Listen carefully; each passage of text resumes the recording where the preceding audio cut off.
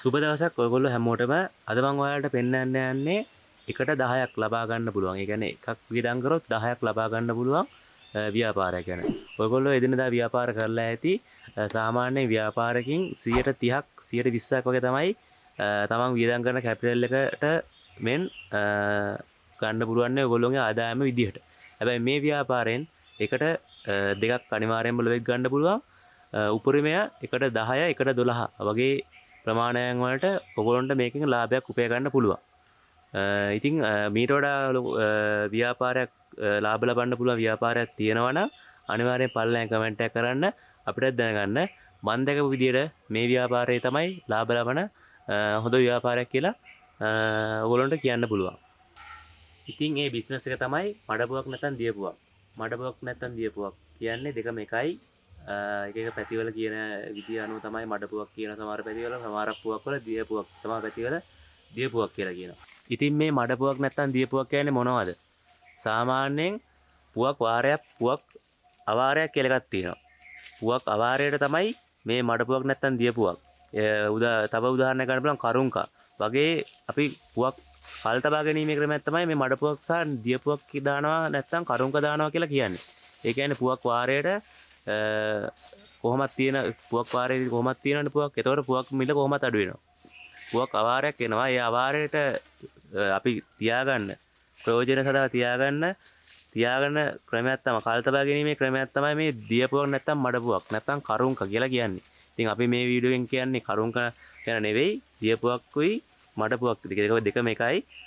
ඉතින් ඒ ක්‍රමේ තමයි අපි මේ කියන්නේ කොහොමද මේ පුවක් අවාරය එනකොට මේ පුවක් ගෙඩිය දියපුවක් නැත්නම් මඩපුවක් කියන ක්‍රමයට කල් තියාගන්න ක්‍රමය කොහොමද අපි කරන්නේ කියලා තමයි අද ඔයාලට මම මේ වීඩියෝ එකේ පෙන්වන්න යන්නේ. ඉතින් මේ මඩපුවක් නැත්නම් දියපුවක් දානකොට පුවක් තෝරගන්න වෙනවා. ඒ තෝරගන්න මෙන්න මේ විදිහට සාමාන්‍යයෙන් මෙන්න මේ වගේ පොඩි ගෙඩි. මේ වගේ පොඩි ගෙඩි දාන්නෙත් නැහැ. ඒ වගේ මේ වගේ ලොකු වුණත් මේ වගේ කොළපාට සම්පූර්ණ කොළපාට ගෙඩි දාන්නෙත් නැහැ.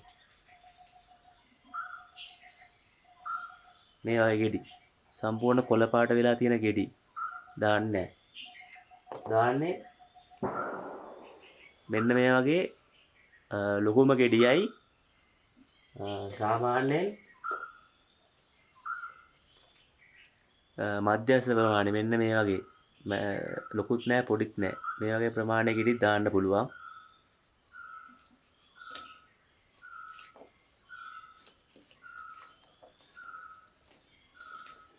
ඒ වගේම මෙන්න මේ වගේ 130ක් විතර කහ වෙලා තියෙන ගෙඩි.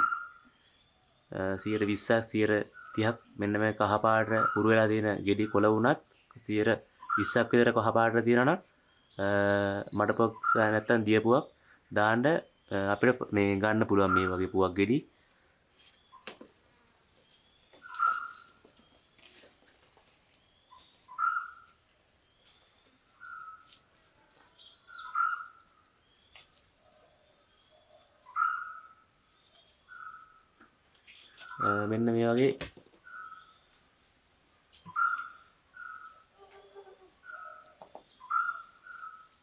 මෙන්න මේ වගේ සම්පූර්ණ මධ්‍යස්ථ ප්‍රමාණයේ ගෙඩි සාමාන්‍ය ලොකුම ගෙඩි තමයි මේකට අපිට මේ ගන්න පුළුවන්.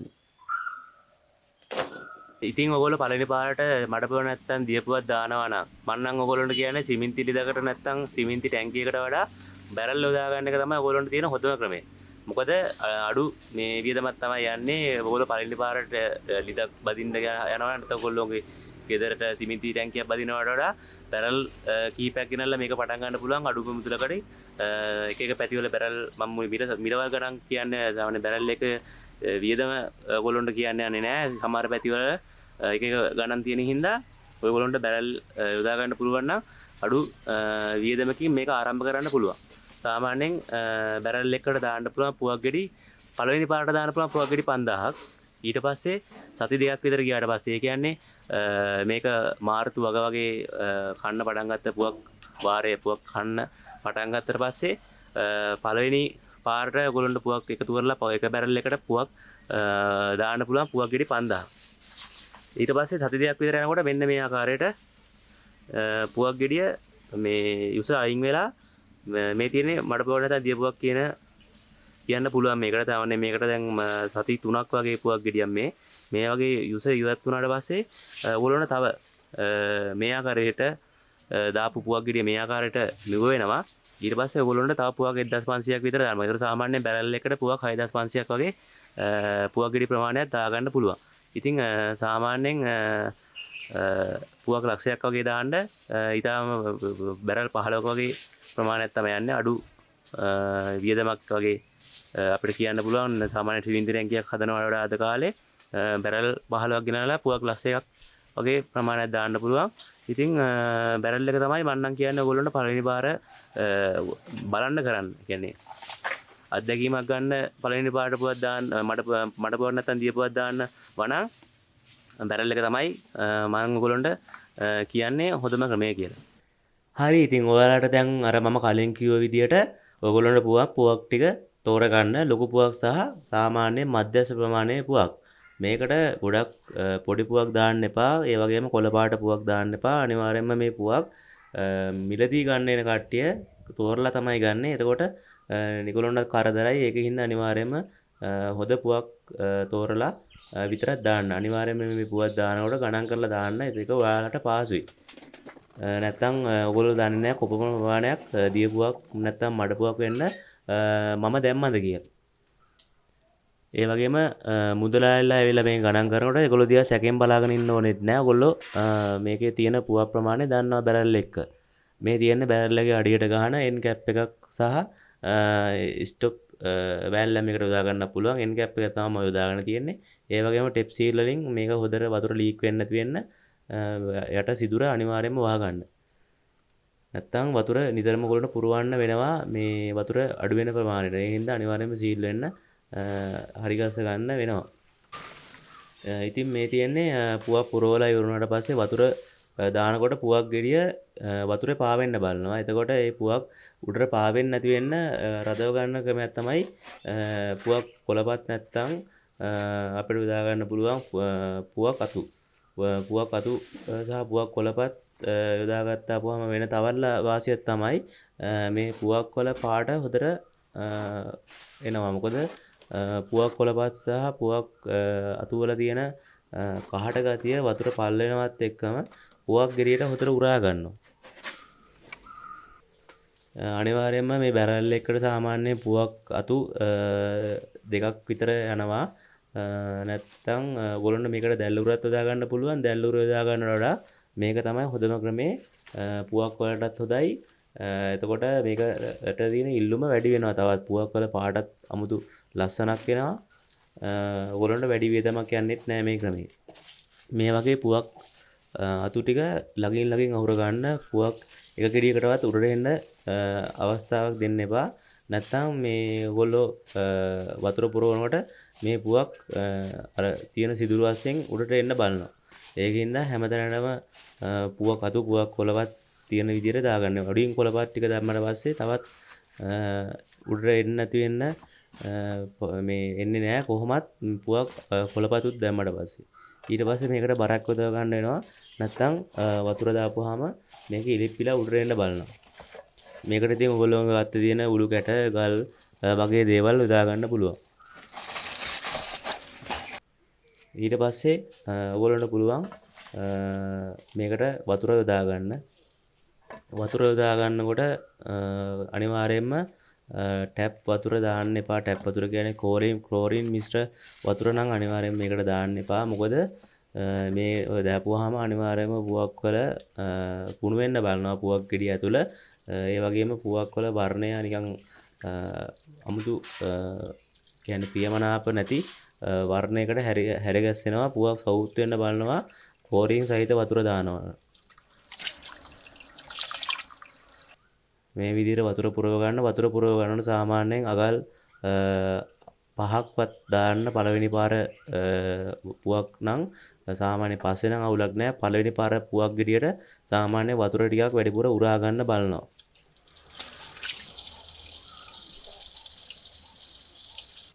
අනිවාර්යයෙන්ම පුවක් තියෙන තැන ඉඳන් අගල් 3ක්වත් උඩට වතුර තියෙන්න ඕනේ නිතරම. නැත්තම් පුවක් සවුත් වෙන්න බලනවා. මේ වගේම පුවක් පැලවෙන්නත් ඉඩ තියෙනවා. ඒ වතුර උඩින් තියෙනවා නම් කිසිම ප්‍රශ්නයක් නැහැ. සාමාන්‍ය අගල් 3කට වැඩියෙන් වතුර තියාගන්න නිතරම ඒක වතුර තියනවාද කියලා ඔයගොල්ලෝ අනිවාර්යෙන් බලන්න. එතකොට අනිවාර්යෙන්ම හොඳ මේ ප්‍රතිඵලයක් ඔයගොල්ලන්ට ලබා ගන්න පුළුවන්. දැන් ඔයගොල්ලෝ වතුර පුරව ගත්තට පස්සේ අනිවාර්යෙන්ම මේක මදුරු කීටෝ එනවා. මදුරු කීටෝ එනවා කියන මදුරුව මේක ඇතුළට රිංගුවොත් එහෙම අනිවාර්යෙන්ම මදුරුව බිත්තර දාලා බඳුරු කීටෝ බෝ වෙනවා. ඒක හින්දා අනිවාර්යෙන්ම මේක මදුරේකටවත් ඇතුළට යන්න බැරි වෙන්න, මැස්සෙකුටවත් ඇතුළට යන්න බැරි වෙන්න හොඳට සීල් වෙන්න මහන්න. මදුරු කීටෝ බෝ වුණා කියලා පුවක් වුණා කිසි ප්‍රශ්නයක් වෙන්නේ නැහැ.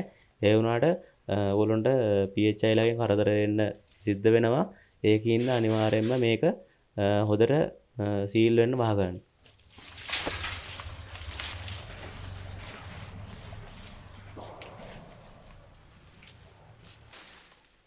ඊට පස්සේ ඒකට උඩින් ඔයගොල්ලන්ට පුළුවන් පුවක් අතු නැත්තම් පොල් අතු වගේ දාගන්න. මොකද මේක සත්තු අදිනවා. ඒකින්ද මේ හොඳට වහගන්න.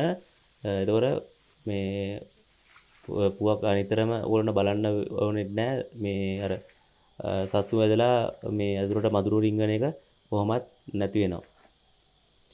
මේ තියෙන්නේ සතියකට වැඩි සති දෙකකට වගේ කිට්ටු වෙන තියෙන පුවක් අර වතුර යොදලා මේ අර පුවක් යුස උඩට දුරු පාට හුරු වෙලා ඇවිල්ලා තියෙන විදිය මේක දැන් වතුර අයින් කරලා තවත් ඉතුරු බැරල් එකේ අඩුපාඩු කොටසට පුවක් ටික පුරව ගන්න තමයි මම මේ හදන්නේ. අනිවාර්යයෙන්ම වතුර ඇරලම පුවක් ටික පුරව ගන්න බලන්න. නැත්නම් පුවක් වල දාන ප්‍රමාණය අඩු වෙනවා. බැරල් එකකට සාමාන්‍යයෙන් 6000ක් විතර අල්ලනවා දෙවෙනි පාර වගේ දානකොට. කියන්නේ පුවක් වල යුස ආරම්භන ඔක්කොම මිරිකලා ගියාට පස්සේ ඔයගොල්ලන්ට තව බැරල් එකකට දාන්න පුළුවන් පුවක් ප්‍රමාණය වැඩි කර ගන්න පුළුවන්.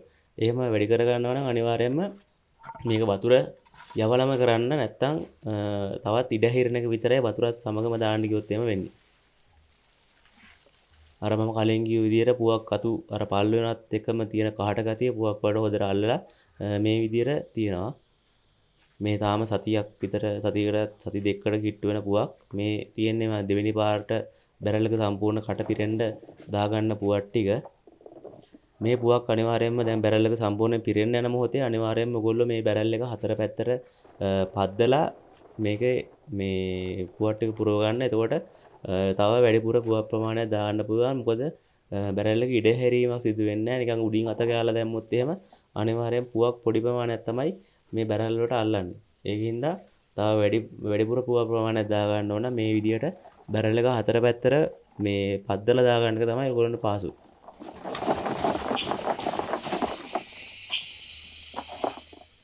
ඔයගොල්ලන්ට පේනවා බැරල් එක හොදට කම්ප්ලීට්ම ඉර වෙන්න පුවක් ටික මෙව වෙනවා පැද්දෙනකොට. ඊට පස්සේ ඔයාලට පුළුවන් අර අයින් කරපු පුවක් අතු ටික උඩින් දා ගන්න අලුත් පුවක් අතු දාන්න පුළුවන් නම් තවත් වඩාත් හොඳයි.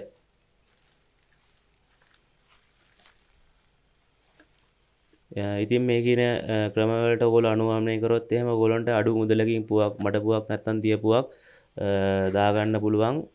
තමන් වියදම් කරන කැපිටල් එක මෙන් දෙගුණයකට වඩා අනිවාර්යයෙන්ම ඊට වඩා ගියොත් එහෙම සාමාන්‍යයෙන් අනිවාර්යයෙන්ම ඔයගොල්ලන්ට පුළුවන් 10 ගුණයක් වගේ ප්‍රමාණයකට ලාභය ලබා ගන්න.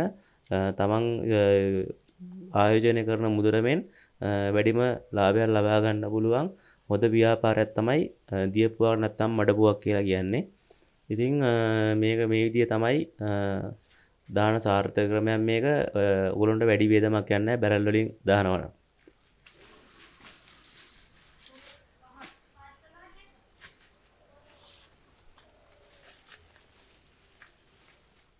ඔයගොල්ලන්ට මඩපුවක් සහ නැත්තම් දියපුවක් දාන්න ඔයගොල්ලන්ට පුවක් අවශ්‍ය නම් ඩිස්ක්‍රිප්ෂන් එකේ නම්බරයක් තියෙනවා.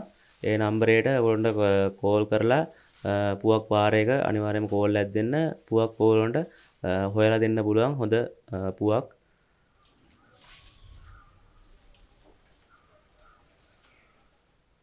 ඔයගොල්ලන්ට තවත් මොනවද අපහැදිලි දෙයක් තියෙනවා නම් කමෙන්ට් එකක් දාන්න මම කියලා දෙන්නම්.